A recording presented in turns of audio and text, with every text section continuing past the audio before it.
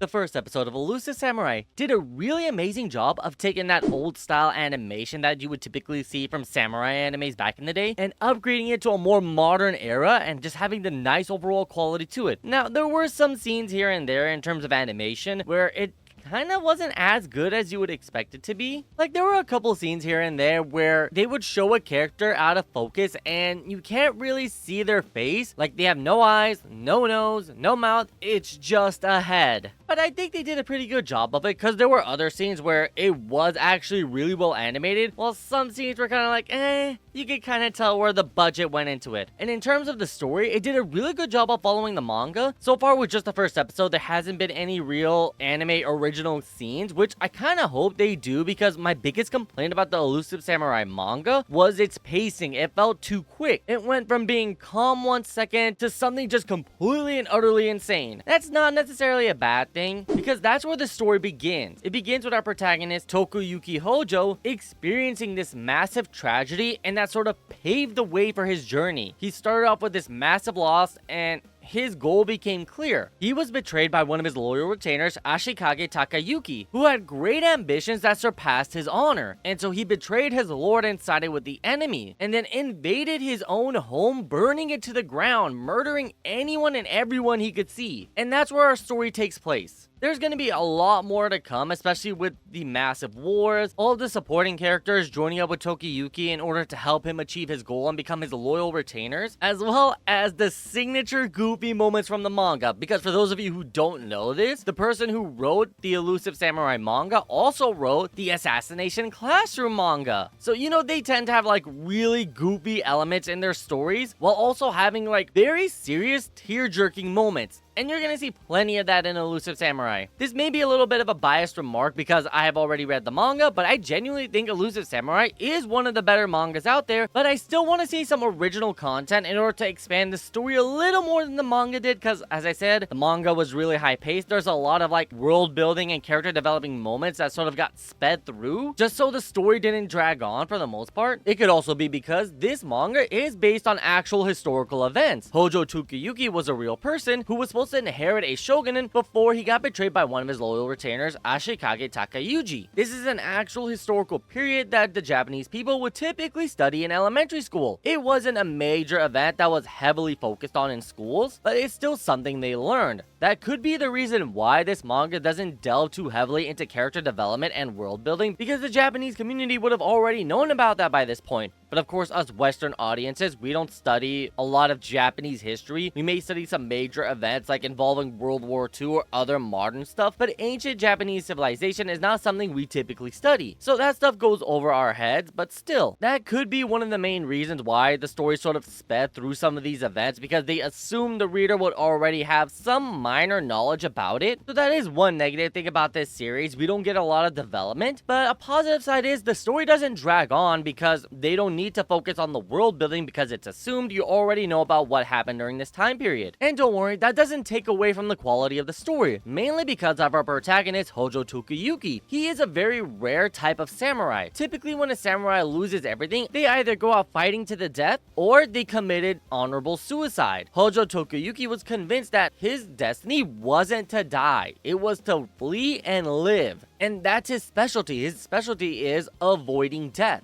And he was so good at doing it, he gained the title of the Elusive Samurai. Hence the title of the series. That should have been kind of obvious. And the story follows his great journey avoiding capture and execution by the person who betrayed his family, as well as the person he sided with, the emperor. So the first episode didn't really cover this that much, but there is a constant sort of like political and physical warfare between the emperor and the shogunate. Our protagonist, Tokiyuki Hojo, is the heir to the Hojo shogunate, and the emperor ended up convincing Takauji to side with him instead of the Hojo, which led to this massive rebellion and the slaughter of the entire Hojo clan and all of their loyal retainers, who were within Kamakura at the time. And what I mean by that at the time, I mean that not all of the Hojo retainers were within Kamakura during the invasion, mainly because of the insight of the priest Yorishige Suwa. He was a priest who has the ability to see the future. He foresaw this rebellion and gathered his forces, those loyal specifically to him, him, as well as allies of the Hojo. And because of his actions, he had an entire army ready for Tokiyuki for him to take over. But of course, because their army was nowhere near as strong as the Ashikage, let alone the entire Emperor's forces, he told Tokiyuki to sit back, relax, train, become a true ruler. Then,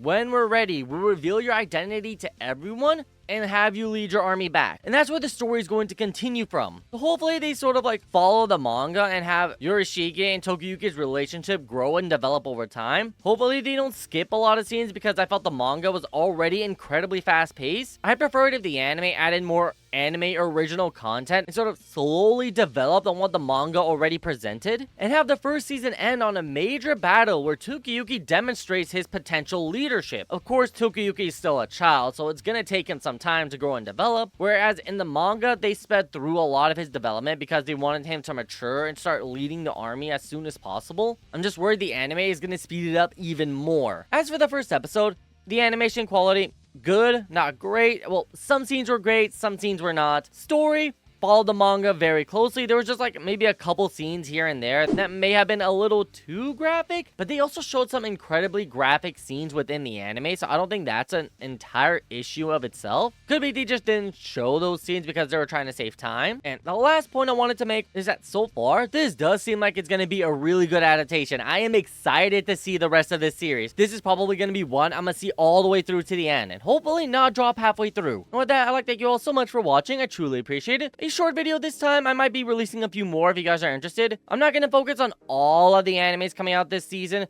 just either the really good ones or the really bad ones. Elusive Samurai being an anime I was incredibly hyped for because I've been reading the manga, had to be the first one I had to cover from this season. There are a couple more I'm really excited to cover, like for example that Suicide Squad Isekai. I was kind of hoping Disney Plus would have it, but it seems like it's a Hulu exclusive, and I really don't want to make a Hulu subscription. I'm gonna find a way to watch it one way or another. I'm gonna see that Suicide Squad Isekai, and then I'll bring you guys a video as soon as I finish it. But as of right now, I have a couple animes slated to make videos on before it, so hopefully in the near future I get to put out that review for you guys. Again, thanks for watching. I hope to see you guys in the next one, and remember to keep having fun. See ya!